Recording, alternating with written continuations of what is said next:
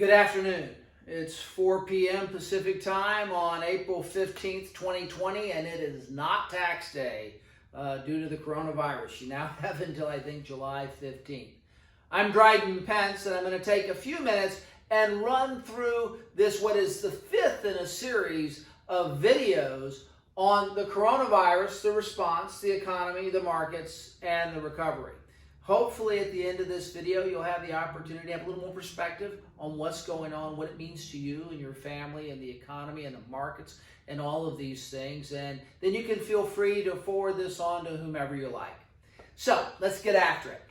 Now, I've been saying this for a couple of weeks, that the most important number is not how many people get sick, but how quickly those who are sick get well. And you're going to see a series of charts in here that walk through this, and it's very important.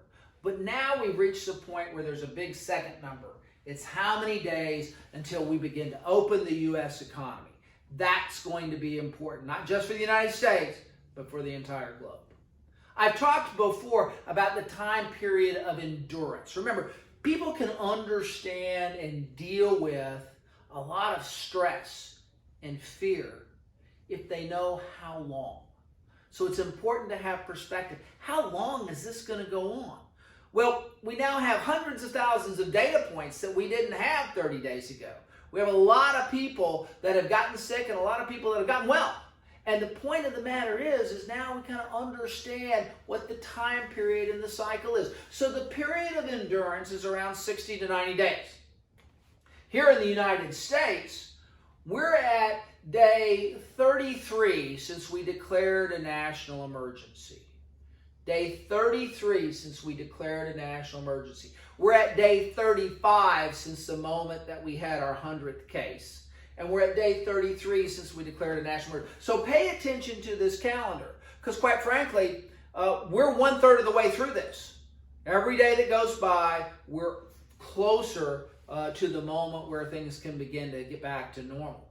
Let's take a look at the global chart of this pandemic. Now you can see how it really took off, right, around the globe, but these are important numbers. It's the number of people that are getting released and recovered. That's a very important thing to pay attention to. We're beginning to see the active level of cases begin to gradually level up, but we're also beginning to see a lot of people get well.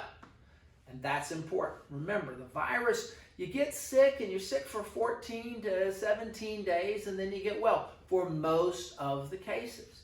Now let's look at what's happening country by country. We took this and we time seriesed it. So day one is the day at which a particular country ended up with more than 100 cases. So you can take a look at the history. China is where it started. They're at day 85. Korea is where it went next. They're at day 55. And you can look at Germany and France and Spain and Italy, and then of course the United States. Now, here's the thing to know. The reason why the United States has such a big spike here is, first of all, we're a very large country. But secondly, it's the population density of the area that's most affected. 1/3 of our cases are in New York, New Jersey. I mean, the vast majority of the cases that we've had up now have really took off in New York and New Jersey. And a lot of this has to do with population density. While China has the most people, where this happened, okay, in Wuhan and Hubei province, the population density there is about 1,200 people per square kilometer. Now, the population density in New York City, where everybody lives on top of each other, is 10,000 people per square kilometer. And that's why you see this tremendous spike in urban areas. So it's important to have perspective about what's going on. And Daegu, Korea is not Seoul. Okay, this is down in Daegu, which is a smaller population area. So now that we're looking at the perspective of the globe, what's the experience? Well, look, this is China. I've shown you this slide before. We got about 30 days and then 15 days, 30 days to peak, 15 days to the crossover point, more people getting well than getting sick. And then now we're at day 85 and they're open back up. They're opening back up. You have to wear a mask when you go outside, okay? But they're opening their economy back up and working very rapidly. This is the world's second largest economy, and they're beginning to get rolling again. That's important to pay attention to. But take a look. Here's Korea. Same type of pattern. The days are a little different, but it's the same type of pattern. They had about a 30-day moment where they hit the peak, and then 15 days later they got a crossover. They're at day 54, right? China was day 85, Korea's day 54. Let's look at Iran, right? Iran was big in the news here. The challenges they had, day 48. They had kind of a long ramp up to where they're peaking, and they really haven't peaked out yet, but you're already seeing a lot of people getting well in their crossover point.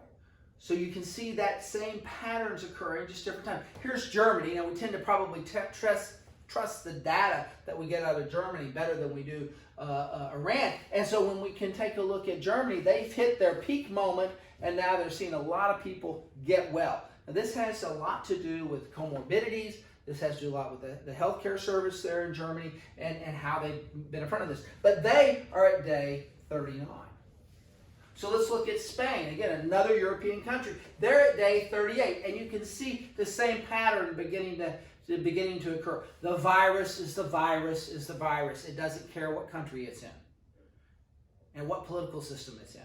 It's going to do what it does. So when you think about how these countries in Europe and other parts of the world are in this variable speed moment with the virus, that's probably what we're going to see a little bit here in this country, just in each of our states, right? We're a big area. So let's take a look at Italy. Italy was drastically affected by this, and they're beginning to see a level off. They're at day 46, right? Beginning to see a level off, and we're beginning to see more and more people get better in Italy. That's important. Move to France. They're at day 39. They've got a lot of work to do, but again, you're beginning to see this pickup as they get into it, and it starts right in here, and you start to see this divergence between those who have morbidity and those who are getting well, and you're beginning to see the same patterns converge and take off. Let's talk about testing real quick. Here in the United States, we've really increased the number of tests over the last couple of days, and we've kind of hit this moment where we're testing 150,000 people a day. As we go here, 130 to 150,000 people a day. That's quite a lot of testing going on, right? And so we're beginning to get great data around these things, and they kind of getting a handle on this. But let's take a look at the United States. So we're at day 35. All these other slides I showed you where they're further along, well, they are further along. They hit 100 cases before we did. So we're at day 35, and we're at this moment where we're just now beginning to see the number of people recover, begin to increase. Remember, this is about a 17-day span right here. So over the next week, you're going to begin to see the number of recoveries in New York City is what's really driving this, right? New York City go up. And that's going to be affecting us. And indeed, when you look at New York City, the rate of new cases is coming down. So we're beginning to see, we'll go back, history will be perfect in hindsight, right? So we'll come back and say, yeah, probably somewhere here in early April was the peak. But at least it's leveling off. So we'll see how that works in New York. So the important thing is that throughout New York, but throughout the nation, the conversation has now shifted from how bad will this get to when does this get better? And that's very important. It's no longer how bad does this get, but when does this get better?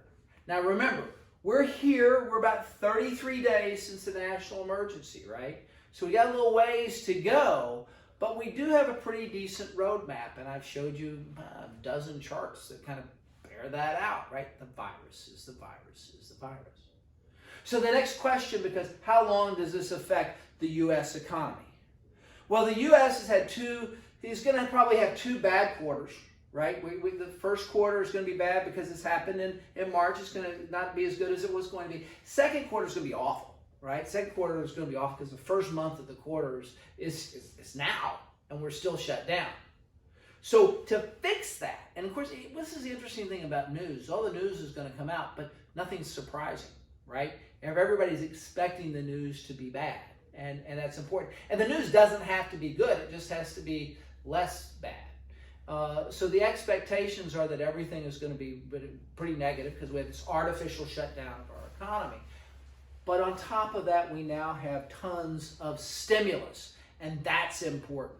We have tons from the Federal Reserve and from the federal government, fiscal monetary policy stimulus. And I know today people are starting to get their first stimulus checks. And the system is a little clunky and it's coming out, but now the money's beginning to roll.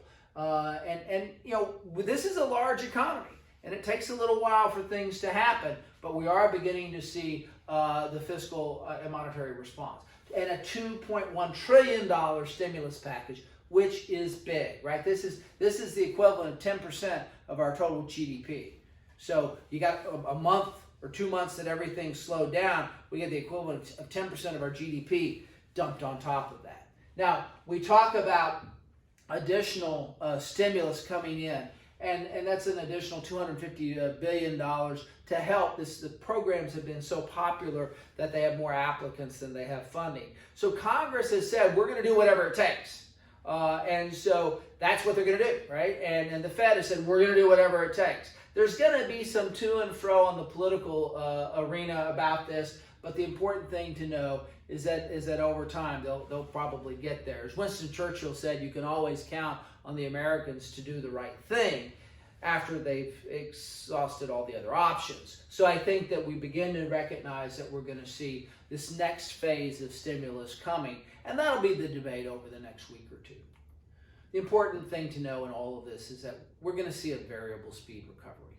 Some states are going to recover more quickly than others. Some states are going to open up more quickly than others. And remember, the most important thing now is how quickly do people recover, and then how quickly do states open up. And so I want you to look at this. We've broken it down. We have New York, New Jersey. This is the majority of the cases, right? And then we have California, Texas, and Washington. Washington's on here because that's where the first cases were. And we've got California, Texas, and New Jersey's part of this area around New York. So California is the largest economy, and then you have Texas, and then you have New York. So the important thing is we're looking at the three largest states, and there's going to be a variable speed recovery. So whereas New York is the data you want to pay attention to for the recovery of the virus, I think Texas is what we need to pay attention to for the recovery of the economy. I think that the Texas economy, because they've had fewer cases and just how they're structured, that Governor Abbott there will probably open them up more quickly than anywhere else. So watch New York on the virus, watch Texas on the economy. Now, here's the thing to pay attention to: fear versus aspiration. We're moving from this moment of being very fearful about the virus to being aspirational about the economy. And that's important. That's what the discussion on the second part of the month of April is going to be about. It's how quickly do we recover in New York, and how quickly do we open up the economy. You know, the removal of the lockdowns will occur kind of region by region, state by state, and it's going to be the same thing for the global economy as well. Now, if we look globally, the IMF looks like we're going to have GDP contracting by about 3% in 2020. That's kind of not a surprise, but we're going to have different parts of the globe be impacted by this in variable speed as well. But here's the important thing to know. The U.S. is probably moving towards opening up at some point. China already has. So you have the largest and the second largest economies moving towards opening back up. Now, the rest of the world is going to happen at variable speeds as well. And also, major global economies are doing something that they haven't ever done before, really, is they're having simultaneous stimulus. I won't say it's coordinated, but at least everybody's trying to stimulate their economies at the same time. And that's a lot of stimulus being thrown into the global economy. You can take a look at this slide in detail if you like, but it's the equivalent of 7.4% of world GDP. So there's a lot of stimulus going into the world economy to help come through this on the other side. And the IMF says we're gonna have a global contraction down here, but then we bounce back very quickly in the next year. So we'll see how well their predictions play out. But the important thing for us to pay attention to is the United States. Now, let's talk about market volatility. I've covered this before. But I just want to remind you that we always have periods of volatility, and sometimes extreme, right? Now, the volatility we just had was the most extreme we've had in a very, very long time. But the important thing to know is that it took us 18 days to drop about 30%, and then by 17 days, we kind of recovered about half of that, okay? And this pattern through the last 5 years, we've seen it run about average peak to trough is about 25 days. And average trough to recovery is about 62 days. So again, think of it in terms of days, okay? We're about 17 days past the last trough. So we've got a ways to go here. We've got a ways to go here, but that's not unusual. We just will continue to see some volatility, headline driven and stuff like that. But we are looking at a period of time where we could recover. That doesn't mean we're not going to have another moment of volatility. That doesn't mean we're not going to have volatility between now and then. And that doesn't mean we're not going to possibly even test the lows. But what we're going to do is continue to move forward to an area that it gets better over time. So what does all this mean? Well, again, April probably has both the peak and the crossover point of the virus in New York City. Somewhere in the next few days, people are talking about us being at the peak in New York City. And then if that happens, 15 to 20 days later is where we expect to see the crossover point. A lot of people will start getting well. So we could see very end of April, maybe early May, we hit that crossover point. And then we begin to see this variable speed of both economic and virus recovery. Fiscal and monetary policy in the United States are all in. They're doing everything they can to push this forward. And the stimulus that they're putting on, this stimulus doesn't just last for a few days. It's going to be existent in the economy for longer than the period of the virus. And that's an important thing to pay attention to. Global stimulus is simultaneous as well. So, the coronavirus headlines will probably be less bad as we look at New York. And that's the one to pay attention to. Pay attention to the virus in New York. Pay attention to how quickly the economy in Texas opens up.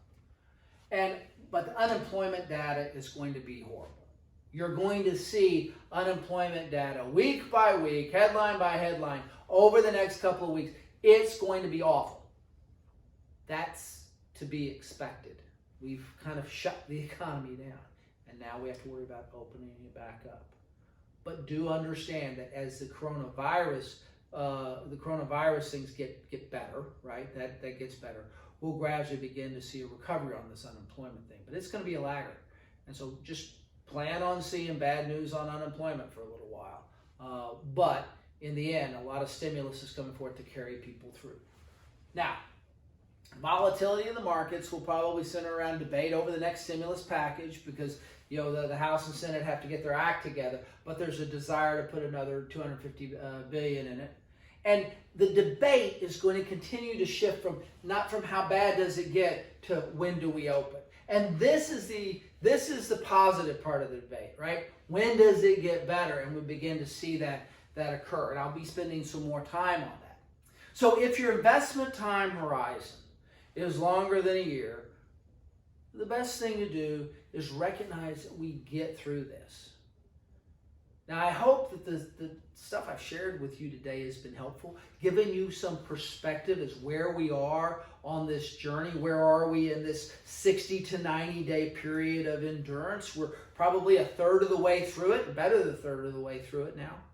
And you're beginning to see how we move through this and how the other countries have dealt with it, how the virus has affected them, and how the economies begin to stop and then gradually grow back.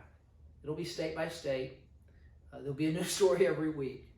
But I want you to know that we're here to help. Please feel free to take this video, forward it on to whomever you like, and I'll be back in another week to kind of update you on where we are and where we're going. Until then, take care, be safe, wash your hands, and love your family. Thank you.